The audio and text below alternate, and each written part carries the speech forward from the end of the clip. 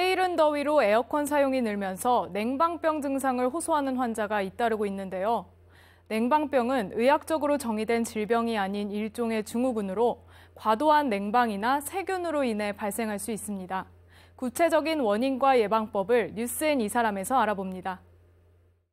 최근 날이 무척 더워지면서 냉방기 가동하시는 분들이 많습니다. 속칭 냉방병이라고 하는 증상을 호소하시는 분들이 많으신데요.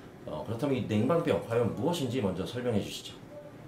냉방병은 이렇게 많이들 사람들이 궁금해하고 있는 질환이기는 한데 하나의 질환이라기보다는 여러 증상이 합쳐져 있는 신드롬, 증후군이라고 보통 얘기를 하고, 보통 여름철 아주 더운 밀폐된 공간에서 냉방이 지속적으로 노출이 될 때 여러 냉방병과 관련된 증상들이 나타나는 것을 냉방병이라고 합니다. 말씀하신 이 냉방병은 왜 걸리는지 궁금한데요.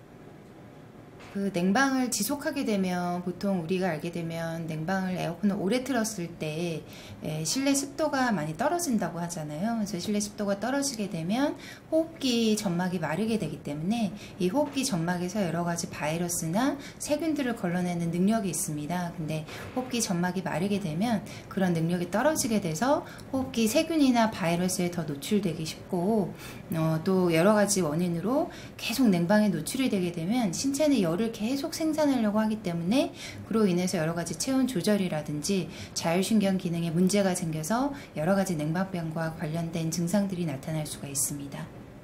이 냉방병 증상을 보일 때 구체적으로 어떤 증상들이 일어나는지 궁금해하시는 분들이 많으실 것 같아요.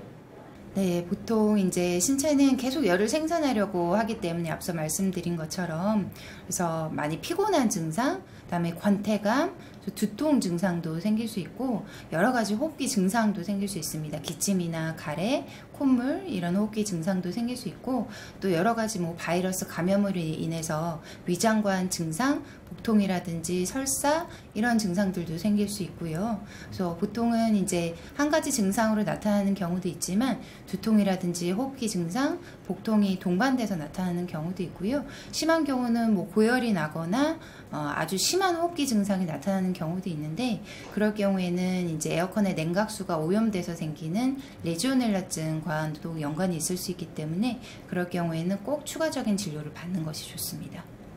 이런 냉방병 증상을 보였을 때 병원에서 어떤 치료가 가능한지 궁금한데요. 보통은 이제 생활 환경만 개선해도 많이 치료가 가능하고요. 보통은 이제 환자분들이 호소하는 증상에 대해서, 두통에 대해서는 두통약을 처방을 하고, 또 기침이라든지 가래, 콧물의 같은 호흡기 증상에 대해서는 호흡기 증상에 따른 약을 처방을 하게 됩니다. 그리고 앞서 말씀드린 것처럼 레지오넬라증 같은 여러 폐 질환, 폐 감염 질환과도 연관이 있을 수 있기 때문에 그런 거에 대해서는 추가적인 엑스레이 검사, 그리고 세균 배양 검사, 가래 배양 검사 같은 것을 함으로 통해서 만약에 레지오넬라증이 확인이 되면 거기에 따른 항생제 치료도 고려할 수 있습니다. 치료보다 중요한 건 예방을 하는 일이라고 생각합니다. 주민분들이 어떤 식으로 이걸 예방할 수 있는지 요령을 좀 설명해 주시죠. 네, 가능하면 실내외 온도차가 5도 이상은 되지 않도록 유지하는 게 좋고요. 예를 들어서 만약에 외부 온도가 30도다 그러면 실내 온도는 25도 이상으로는 유지를 하는 것이 좋습니다. 그리고 환기를 하는 것이 상당히 중요하기 때문에 실내에 여러 가지 오염물질, 세균이나 바이러스가 잘 배출될 수 있도록 1시간에 10분 정도는 꼭 환기를 해주는 게 좋고, 또 습도 유지를 하는 것이 상당히 중요하기 때문에 가습기를 사용을 하거나 아니면 1시간에 한 번씩 물 한 잔을 마시거나 해서 인체 내의 습도가 유지되도록 하는 것이 상당히 중요합니다.